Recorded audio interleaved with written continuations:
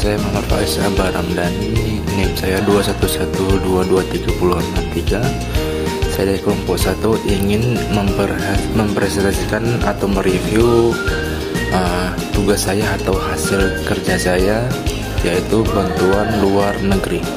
Bantuan luar negeri ialah suatu tindakan bantuan yang berasal dari luar negeri yang bersifat untuk menolong yang berasal dari kenegaraan, bisa juga dari suatu perusahaan, kelompok, organisasi maupun suatu individu yang melimpahkan sumber dayanya ke negara yang membutuhkan. Bantuan luar negeri ini pada awalnya dimulai saat akhir Perang Dunia Kedua yang dimana Amerika ingin membantu membantu negara yang terjajah atau yang di tengah dijajah, khususnya benua Asia atau Asia dan Afrika, dan Amerika juga ingin membantu negara yang sudah siap atau sudah memiliki rencana pada pembangunan yang akan datang.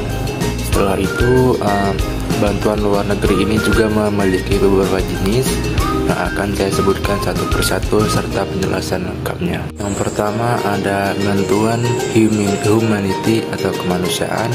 Bantuan ini sering kita dengar, yaitu kadang-kadang bisa berupa bahan sandang pangan yang dibantu, bisa berupa uang, tenaga kesehatan, ataupun sebagainya yang sekiranya diperlukan oleh negara yang berhak untuk menerima atau negara yang membutuhkan. Berikut ada subsistence atau penghidupan, yaitu pemberian oleh negara kaya kepada negara yang membutuhkan atau negara miskin, yang menurut saya penghidupan ini bisa berupa seperti pembukaan lapangan kerja bagi negara asing atau negara yang membutuhkan, serta diperlukan tenaga-tenaga ahli daripada negara yang membutuhkan untuk bekerja di negara yang ingin membantu. Terakhir ada military atau bantuan militer.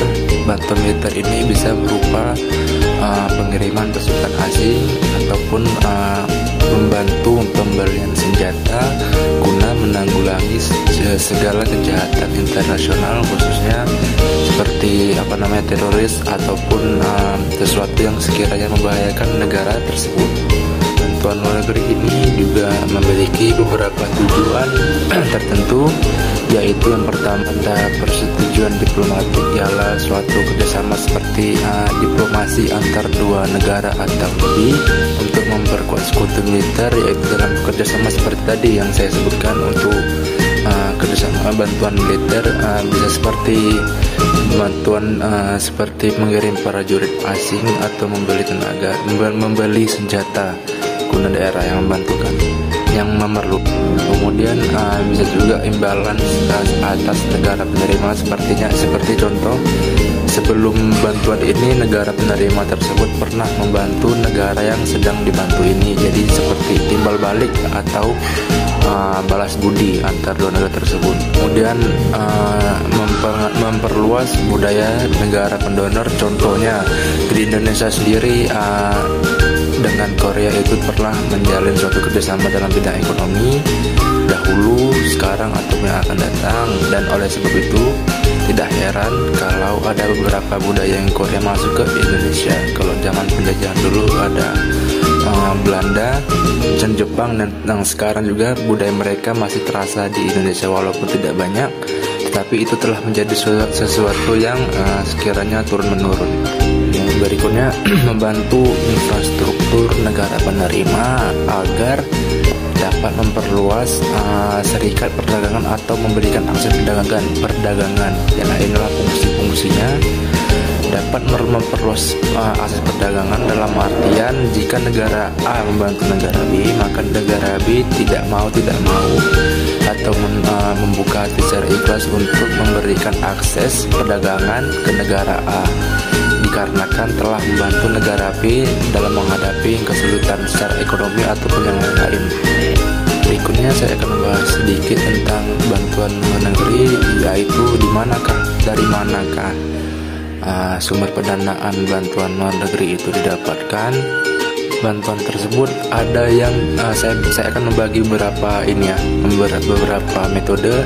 Ada yang memang membantunya secara hibah atau membantu secara ikhlas hati atau membantu secara sukarela. Ada yang memberikan pinjaman campuran atau pinjaman lunak yang berarti dapat dikembalikan sekiranya kapan negara tersebut dapat membayar pinjaman tersebut. Nah, yang berikutnya juga ada dari perbankan, yaitu memberikan akses untuk seperti fasilitas kredit ekspor dan pinjaman pemberian kredit yang terjangkau, dalam artian mungkin mereka menawarkan kredit atau menawarkan pinjaman dengan bunga yang di bawah standar. Itu menurut saya. Jika ada komentar lain boleh tambahkan. Materi berikutnya akan saya bahas tentang lembaga-lembaga yang menaungi bantuan internasional. Yang pertama ada Bank Pembangunan Asia. Apa itu Bank Pembangunan Asia? Bank Pembangunan Asia ini suatu bank yang bertujuan baik, yaitu bisa untuk menunjang atau mendorong pembangunan di suatu negara tersebut, khususnya di daerah Asia atau daerah timur sana, dengan cara memberikan pinjaman atau kredit yang di bawah standar, dalam artian memberikan bunga yang tidak semestinya. Kemudian bank ini juga membantu mengurangi angka kemiskinan serta membantu pembangunan kepada daerah-daerah yang sekiranya masuk dalam kelompok ADB ini. Guna mencapai tujuannya, Bank Asia ini juga memiliki beberapa fungsi-fungsi atau tujuan-tujuan sebagai berikut: memberikan pinjaman serta melakukan investasi kepada negara-negara rendah atau negara-negara yang berkembang ataupun ingin berkembang selama dalam kawasan Asia atau Timur Jauh atau khususnya daerah tersebut. Kemudian lembaga-lembaganya ada yang namanya Bank Dunia, di mana bank ini adalah tempat untuk konsultasi masalah dana atau bantuan kepada negara-negara yang ingin berkembang. Begitulah besarnya Bank Dunia ini, sampai pun dia memiliki banyak anggota, sekitar 189 negara di dunia ini. Dan kemudian apa sih peran Bank Dunia ini terhadap pembangunan ekonomi? Perannya yaitu yang pertama, membuat strategi untuk menekan angka kemiskinan atau memberantas kemiskinan di suatu negara, memberikan kontribusi kepada perubahan iklim pada suatu negara, dan memberikan sedikit dana bantuan yang sekiranya diperlukan negara tersebut. Terakhir, membantu kesehatan serta ketersediaan pangan kepada anggota bank tersebut ataupun negara-negara di dunia yang membutuhkan. Baik, mungkin itu saja. Mohon maaf kalau misalkan materi saya terlalu singkat. Saya mereview materi saya melalui internet dan juga buku. Sebelumnya saya tutup. Mohon maaf jika ada kesalahan. Assalamualaikum warahmatullahi wabarakatuh.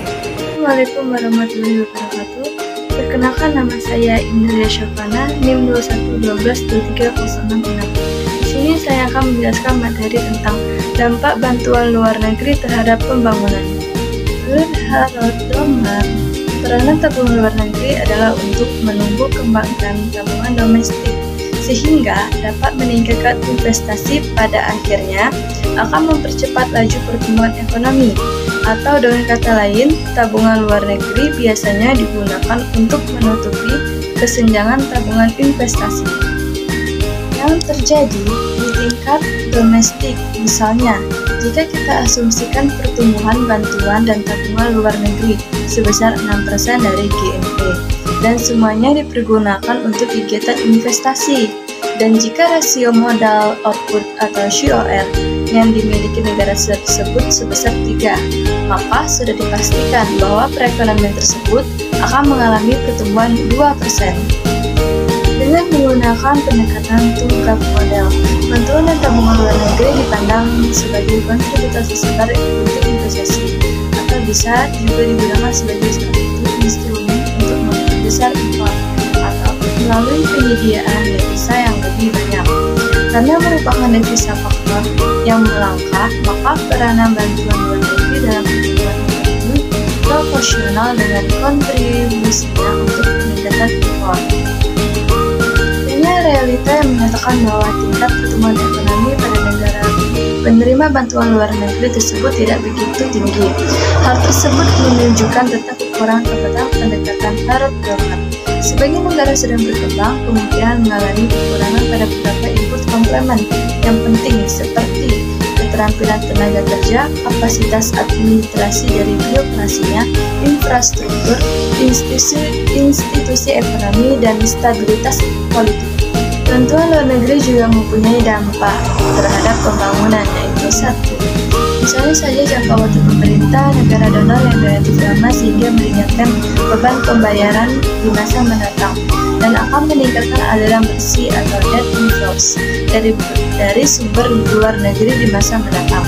Kedua, perbedaan antara bantuan resmi dari pemerintah negara donor dan aliran modal swasta adalah bahwa bantuan dan sumber modal resmi lainnya seringkali memanfaatkan bantuan mereka tersebut untuk menempuh tujuan kebijakan mereka.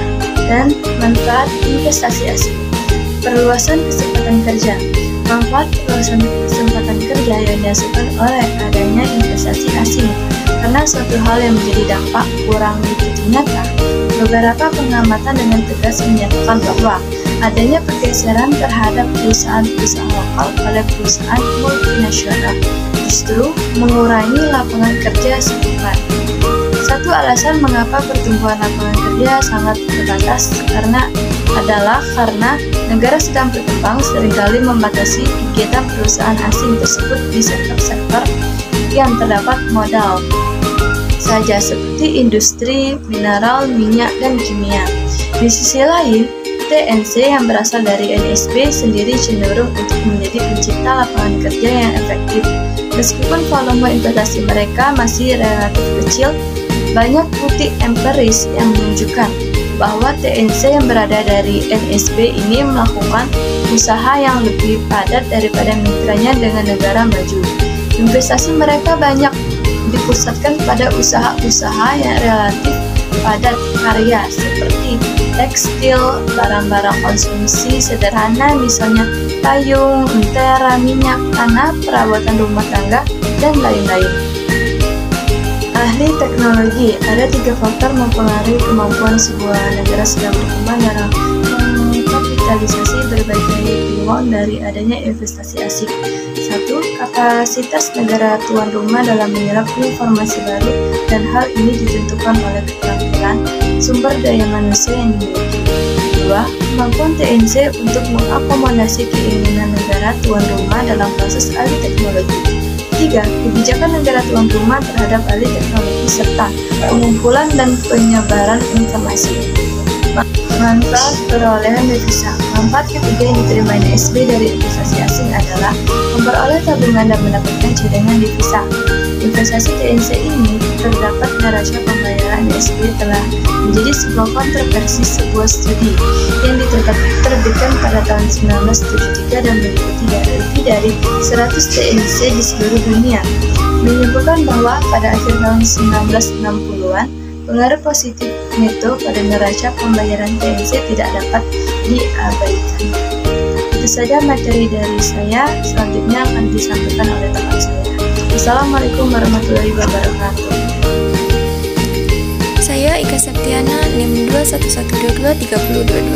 Saya melanjutkan presentasi dari teman saya sebelumnya dan saya akan kebijakan NSB terhadap investasi asing. Pemerintah NSB biasanya menggunakan berbagai kebijakan yang bersifat restriksi dan insentif bagi perusahaan-perusahaan asing. Kebijakan yang bersifat restriksi adalah yang pertama, ada prasyarat kinerja, yang kedua, hukum kejenuhan, dan yang ketiga, pengendalian repatriasi laba. Sedangkan kebijakan yang rangsangan adalah adanya insentif pajak.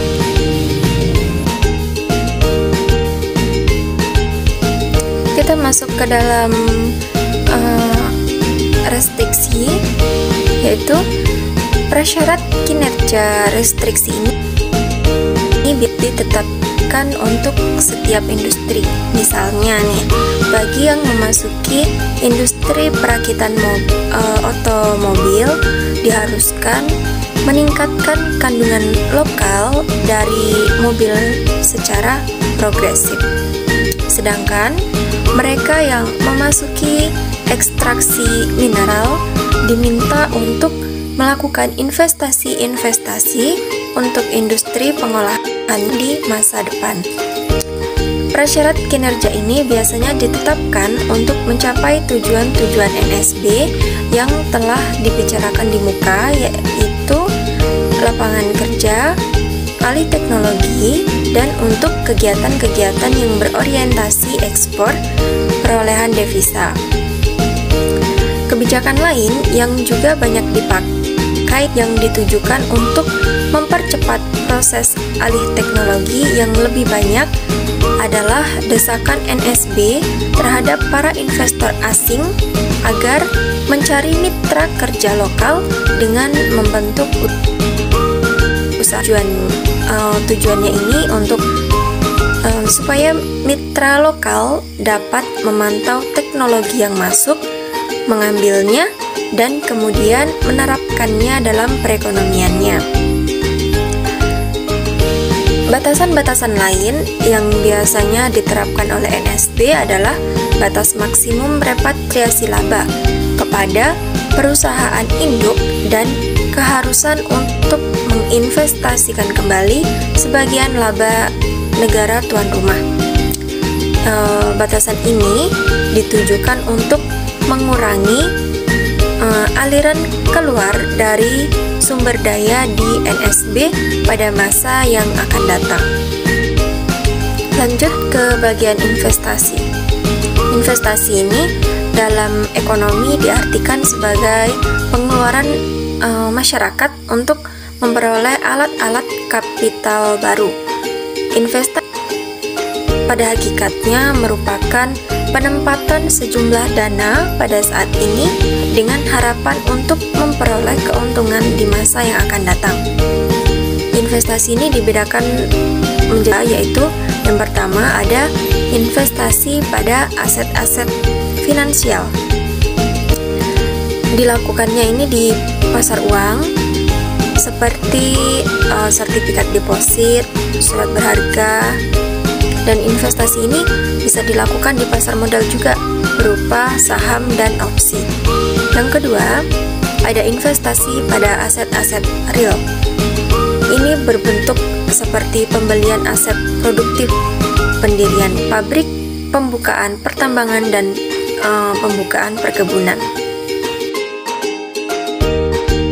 Setelah itu ada proses investasi. Ini menunjukkan bagaimana seharusnya seorang investor membuat keputusan investasi pada efek-efek yang dapat dipasarkan dan kapan dilakukan. Tahapan yang pertama itu ada menentukan tujuan investasi. Apabila dana cukup tersedia, maka investor menginginkan pengembalian yang maksimal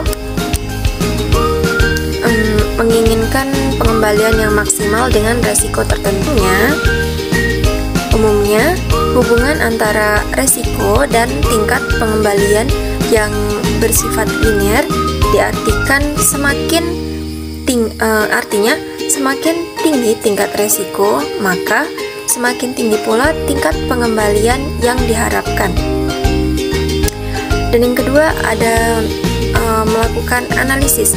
Tujuannya ini untuk mengidentifikasi efek yang salah harga, apakah harganya terlalu tinggi atau terlalu rendah. Tahapan yang ketiga yaitu membentuk portofolio.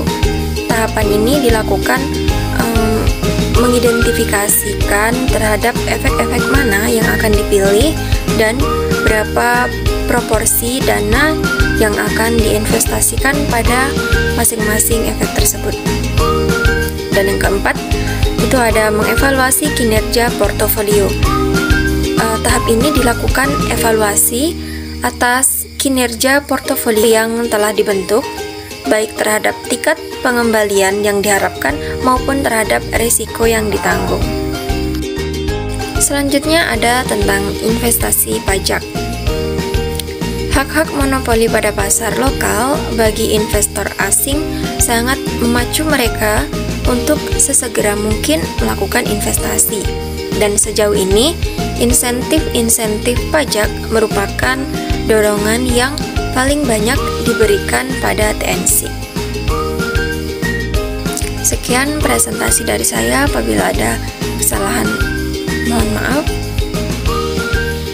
Dan selanjutnya akan dipresentasikan dengan teman. Sekian, terima kasih. Assalamualaikum warahmatullahi wabarakatuh. Saya Indra Atus Saleha dengan NIM 212123065 dari kelas 3 RSF Semarang. Saya akan menjelaskan materi selanjutnya, yaitu tentang pinjaman komersial. Sumber dana dari luar negeri yang sangat cepat perkembangannya adalah pinjaman swasta yang berasal dari 3 sumber, yaitu yang pertama bond lending, yang kedua pinjaman komersial, dan yang ketiga adalah kredit ekspor. Yang pertama yaitu bond lending, atau sering disebut juga dengan obligasi atau bonds, adalah salah satu surat berharga yang biasanya diterbitkan oleh perusahaan atau organisasi dalam kurun waktu 1 tahun. Yang tujuannya adalah agar bisa mengumpulkan sejumlah uang untuk bisa meningkatkan modal melalui cara meminjam. Bonds diterbitkan pada para investor sebagai kontrak keuangan. Bond lending ini merupakan salah satu bentuk dari investasi portofolio. Nah, yang kedua yaitu pinjaman komersial. Pinjaman komersial adalah pinjaman yang diberikan kepada pengusaha, pedagang, atau pegawai dengan penghasilan tetap untuk memenuhi kebutuhan modal kerja atau modal usaha. Nah, pinjaman komersial ini ialah bentuk kedua yang relatif baru dari bank-bank di luar negeri, baik dari pasar euro currency maupun pinjaman biasa dari bank-bank di luar negeri dengan menggunakan dana mereka sendiri. Jumlah pinjaman seperti itu pada akhir tahun 1984 sebesar 2,5 miliar dolar Amerika Serikat dan sebesar 2 miliar dolar Amerika Serikat berasal dari pinjaman euro currency. Apa itu euro currency? Euro currency adalah deposito uang berjangka di suatu bank internasional yang berlokasi di negara yang berbeda dari negara yang menerbitkan mata uang tersebut. Contoh dari pinjaman komersial adalah kredit usaha, yaitu kredit yang diberikan untuk modal operasional kegiatan usaha mikro, dan juga kredit usaha kecil, yaitu kredit yang diberikan untuk modal operasional kegiatan usaha besar. Nah, kredit euro currency ini biasanya dilakukan oleh suatu sindikat bank, bukan oleh sebuah bank secara individual. Nah, pinjaman jenis ini biasanya untuk jangka waktu yang jauh lebih pendek daripada bond issues dan dengan tingkat bunga yang sama jika bank-bank tersebut meminjamkannya dengan bank lainnya. Biasanya nih, dalam pinjaman ini tingkat suku bunga yang ditetapkan berdasarkan dengan suku bunga pada LIBOR atau the London Interbank Borrowing Rates yang nilainya berfluktuasi dari waktu ke waktu. Nah, yang ketiga yaitu kredit ekspor. Fasilitas kredit modal kerja yang diberikan kepada eksportir atau pemasok untuk membiayai kegiatan produksi, pengumpulan dan penyiapan barang dalam rangka ekspor. Kredit ekspor yang ada di Indonesia adalah kredit modal kerja atau working capital yang diberikan bank pemerintah kepada eksportir untuk membiayai, yaitu yang pertama usaha pengumpulan barang ekspor atau collecting hingga barang itu siap ekspor. Dan yang kedua yaitu memproduksi barang yang dimaksudkan untuk ekspor. Yang ketiga yaitu sebagai modal kerja selama masa tenggang antara tanggal pengapalan dengan waktu akseptasi wesel berjangka atau dibayarnya wesel di luar negeri. Nah, pertimbangan utama yang dilakukan bank dalam permohonan kredit ekspor oleh eksportir antara lain yaitu persediaan barang untuk diekspor, dan yang kedua itu irrevocable L dan C dari pembeli atau importir di luar negeri, dan yang ketiga itu perjanjian jual beli dengan importir di luar negeri yang tidak dapat dibatalkan sepihak, dan rencana produksi untuk menghasilkan barang ekspor atau bahan untuk diolah menjadi barang ekspor yang didukung oleh label LC dan atau perjanjian jual beli yang sudah dimiliki eksportir lain atau rencana produksi barang ekspor untuk konsinyasinya. Baiklah, sekian secara singkat saya jelaskan teori pinjaman komersial ini. Apabila ada kesalahan dalam pengertian saya mohon maaf. Saya Imro'atus Soleha. Sekian, terima kasih. Wassalamualaikum warahmatullahi wabarakatuh. Assalamualaikum warahmatullahi wabarakatuh. Baiklah, nama saya Riki Samutra dari kelas RSM Soleha Biling semester 3 NIM 211212389. Baiklah, di sini saya kebagian menjelaskan dua materi. Yang pertama itu sumber pinjaman luar negeri bagi pembangunan di Indonesia. Sumber pinjaman luar negeri ini menjelaskan di mana pemerintah Orde Baru pada tahun 1966 mulai mengambil langkah kebijakan stabilisasi, reorganisasi, dan rehabilitasi terhadap sistem perekonomian sebagai basis yang penting untuk pertumbuhan ekonomi. Lanjut ke bidang berikutnya, yaitu pada bidang keuangan internasional. Pemerintah Orde Baru ini baru saja berusaha memperbaiki dengan cara mencari penyelesaian pinjaman Orde Lama dan menarik investasi asing, serta meminta bantuan keuangan dan bantuan teknik. Perekonomian Indonesia ini juga pernah menghadapi masalah yang sangat serius pada tahun 1966, yakni krisis ekonomi dan keuangan berupa inflasi yang sangat tinggi, krisis neraca pembayaran, akumulasi utang yang tak terbayar, dan keadaan ekonomi yang kacau. Yang kedua yaitu krisis sistem ekonomi, di mana hampir tidak ada pembangunan ekonomi, birokrasi, sistem pajak, serta perbankan. Sementara itu bisa kita sadari pula bahwa penanganan secara bilateral sulit untuk mengatasi situasi krisis yang dihadapi Indonesia, dan satu-satunya alternatif yang terbaik adalah dengan menyelenggarakannya koordinasi yang bersifat internasional bagi pembangunan di Indonesia. Baiklah, langsung saja kita masuk ke inti sumber-sumber pinjaman yang sesuai dengan judul dari materi ini, yaitu sumber-sumber pinjaman luar negeri bagi pembangunan Indonesia. Yang pertama yaitu ada pinjaman bilateral. Pinjaman bilateral ini adalah setiap di mana penerimaan negara baik dalam bentuk devisa maupun dalam bentuk barang atau jasa yang diperoleh dari pemberi pinjaman luar negeri yang berasal dari pemerintah suatu negara melalui suatu lembaga atau badan keuangan yang dibentuk oleh pemerintah negara yang bersangkutan untuk melaksanakan pemberian pinjaman yang harus dibayar kembali dengan persyaratan tertentu. Pinjaman bilateral ini dari segi jenisnya bisa dibedakan menjadi dua poin. Yang pertama yaitu hibah, yang kedua yaitu pinjaman bank. Baiklah, sumber pinjaman yang kedua yaitu sumber pinjaman multilateral. Sumber pinjaman multilateral ini adalah sumber pinjaman dari luar negeri yang dimana sumber pinjaman ini berasal dari sumber pinjaman lembaga multilateral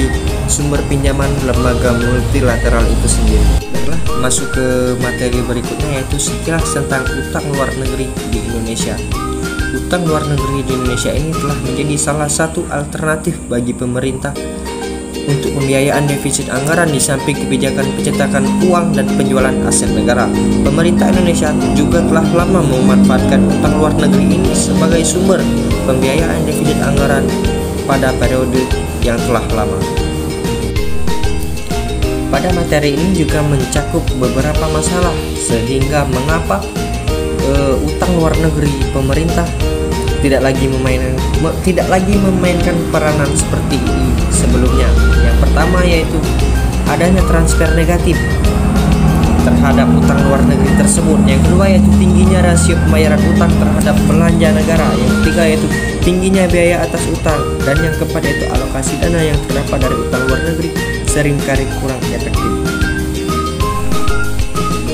Oke, baiklah, sekian penjelasan materi dari kelompok kami. Apabila ada kesalahan kata kami, mohon maaf. Kepada Allah kami mohon ampun. Saya akhiri, wabillahi taufiq wal hidayah. Wassalamualaikum warahmatullahi wabarakatuh. Sekian dan terima kasih.